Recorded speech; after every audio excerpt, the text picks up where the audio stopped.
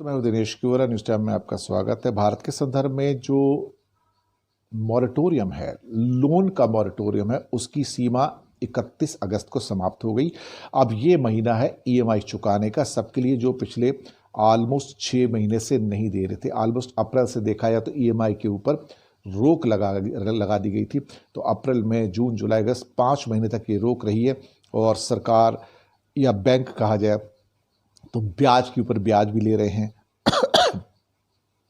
अब banking sector का आज ख़ास तौर से हमारे एक पेपर है, उसमें एक चार्ट्स भी आए हैं हिंदुस्तान टाइम्स में, इस टाइप के चार्ट्स हैं। और जहाँ पे कितने लोन्स हैं टोटल मिला के, तो इसमें बताया गया कि 13.5 लाख करोड़ किस्म के एक लोन हैं जिनके ऊपर कोविड का इम्पैक्ट नहीं पड़ा है। करीब 29% लोन जो कि 15.5 लाख करोड़ के हैं वो इम्पैक्टेड हैं, लेकिन स्ट्रेस में नहीं है। इम्पैक्टेड हैं पर स्ट्रेस में नहीं है। 3% लोन 1.5 लाख करोड़ के ऐसे हैं not impacted by covid but stressed, तो ये अंडर स्ट्रेस हो गया। तो 15.5 और 1.5 समझो, ये 17 लाख करोड़ जो है ये अंडर स्ट्रेस है। और उसके बाद एक 42% का हिस्सा है जो कि इम्पैक्टेड भी है और अंडर डीप स्ट्रेस है, और ये 22.25 लाख करोड़ का है। अगर हम उस हिसाब से देखें तो 22.25 लाख करोड़ और करीब 17 लाख ये करोड़, तो ये 39 लाख करोड़, राउंड फिगर में देखिए तो 40 लाख करोड़ हो गया।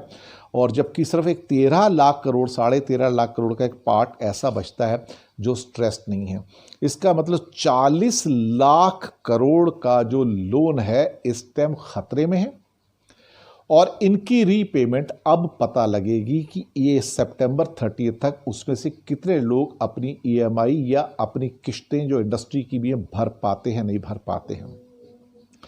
जो नई रीस्ट्रक्चरिंग की स्कीम आई है जिसको केवी कामत कमेटी ने भी अनाउंस किया है और आरबीआई की ओर से, उसमें उनका ये कहना है कि ये शायद जो टोटल स्ट्रेस्ड लोन है जो कि 40 लाख करोड़ के आसपास है, उसमें शायद 30 या 40% से ज़्यादा जो एक पूरा का पूरा लोग है जिन्होंने लोन लिया है कंपनी से मिला के, शायद ये उन्हीं को रीस्ट्रक्चरिंग का फ़ायदा मिलेगा। बाकी 60 से 70% लोगों को इसका फ़ायदा बिल्कुल भी मिलने की उम्मीद नहीं है और उनको कहीं ना कहीं से पैसे जुटाकर ये लोन वापस करना पड़ेगा।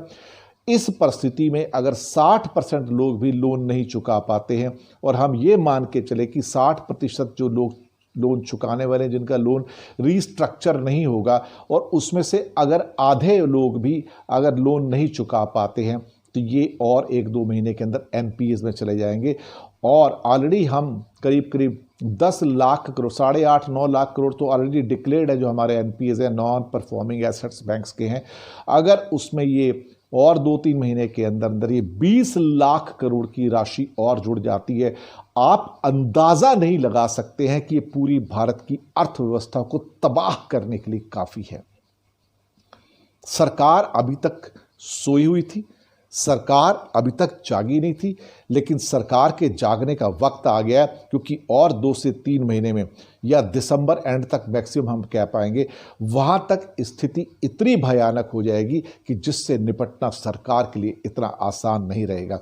ये एक ऐसी परिस्थिति होगी जो बैंक फेलियर की परिस्थिति भी हो सकती है, जहाँ पर स्ट्रेस्ड एसेट इतने ज़्यादा हो जाएंगे, जहाँ पर एक आम इंसान का पैसा बैंक में सेफ रहेगा नहीं रहेगा, इसके बारे में अभी से कोई गारंटी नहीं दी जा सकती है।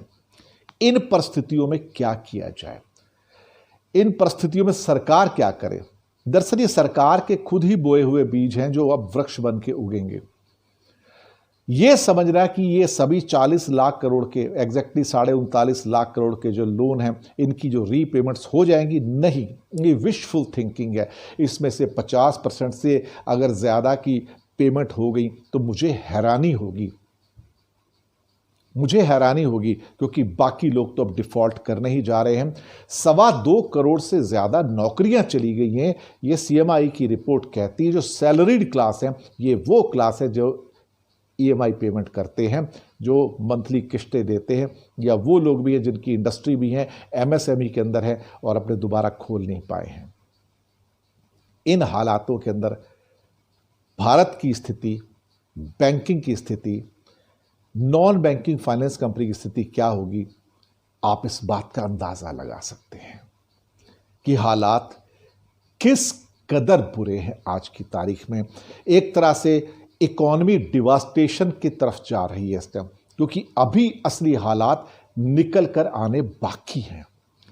अब परिस्थितियां निकलेंगी जहां पे आपके सामने कोविड-19 के जो दुष्परिणाम हैं वो सामने आने शुरू होंगे, जिसको अभी तक हम कह रहे हैं कि मोदी जी हैं तो मुमकिन है।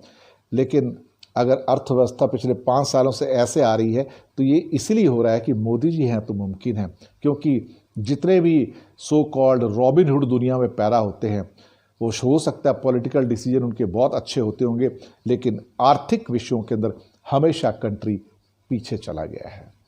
शुक्रिया आपका।